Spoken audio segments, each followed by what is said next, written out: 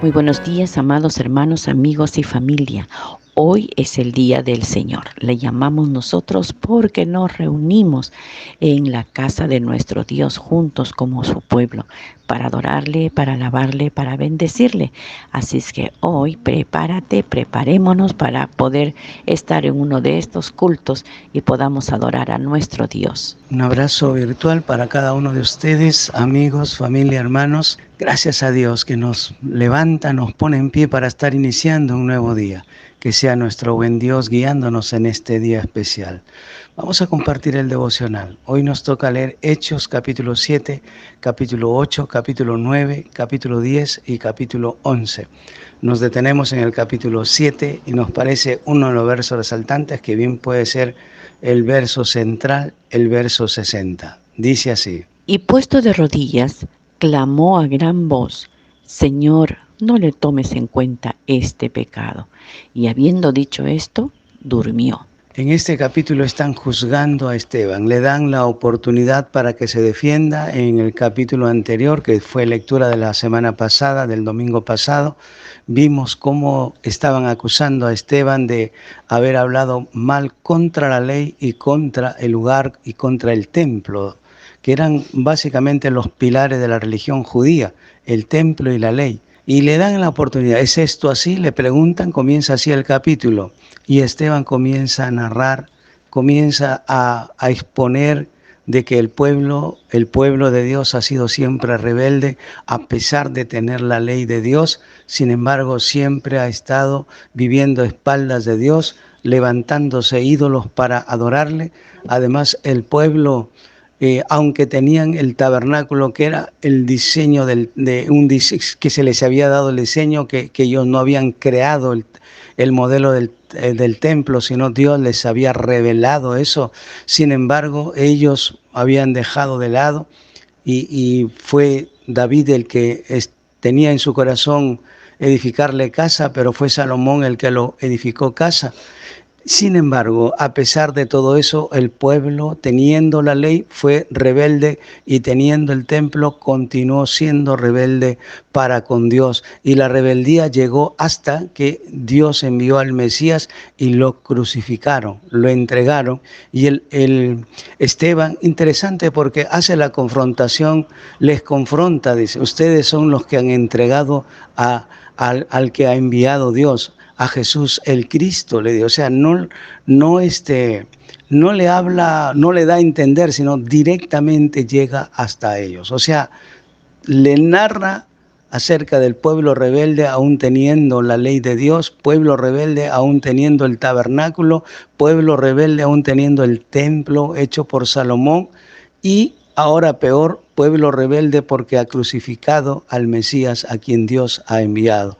Entonces estas personas se tapan los oídos, ya no quieren seguir escuchando, porque las palabras de Esteban queman y no quieren escucharlo, se tapan los oídos, los dientes les crujen y empiezan a apedrearlo a Esteban.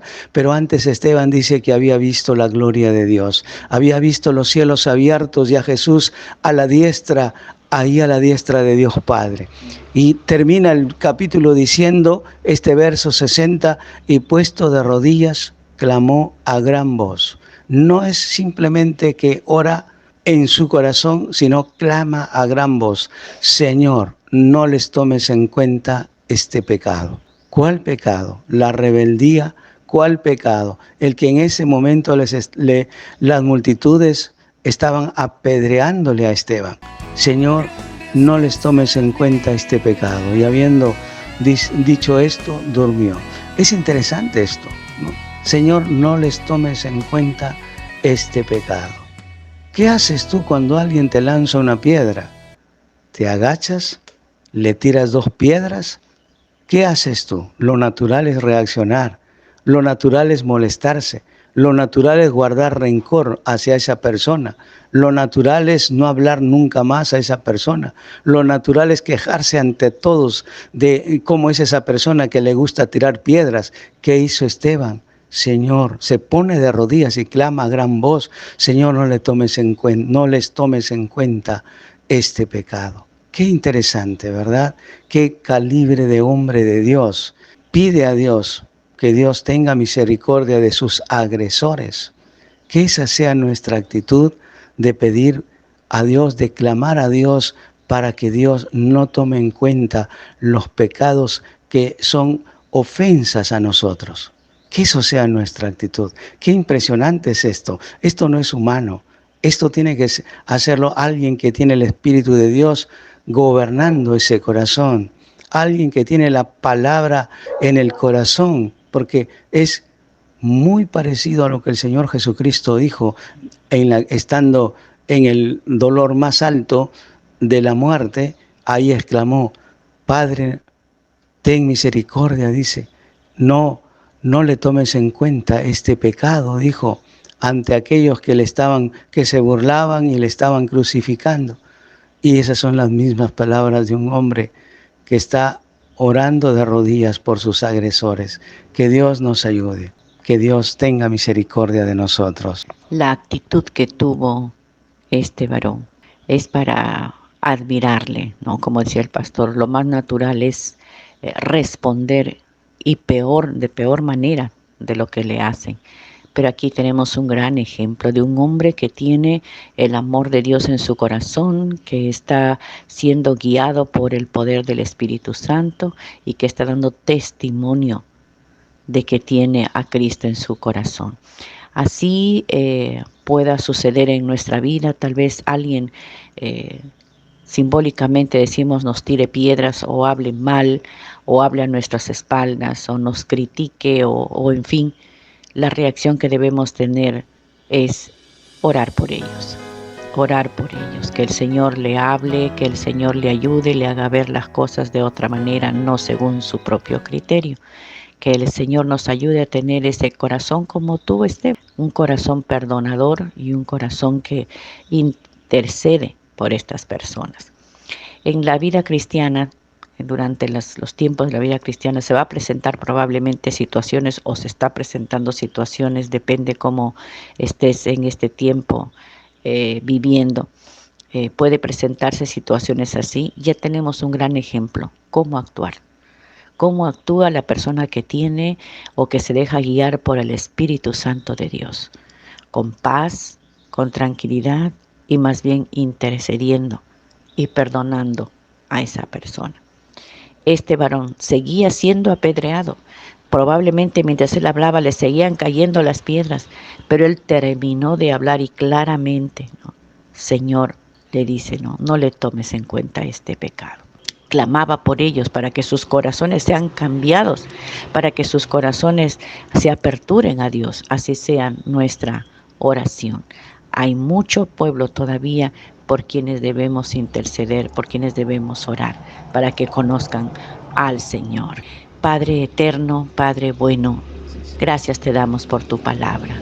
Señor, vemos aquí, oh Dios, a este hombre sencillo, humilde, pero lleno de tu Espíritu Santo. Podemos ver a un hombre obediente hasta lo sumo ante ti, Señor.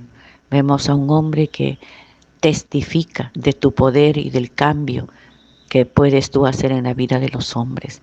La salvación que ha recibido y no lo guarda para sí, sino lo comparte. Aún así, Señor, lo que le pasa.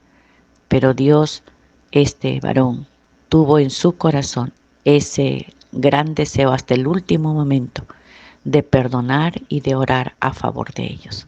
Señor, ayúdanos a cada uno de nosotros a llenarnos de tu Espíritu Santo, Señor, a rebosar nuestra copa, oh Dios, a poder rebalsarse, llegar ese amor hacia los demás, hacia los perdidos, hacia aquellos que no conocen, que no saben que hay un Dios que tiene misericordia y que puede perdonarnos de todos nuestros pecados y poder ser parte de su pueblo.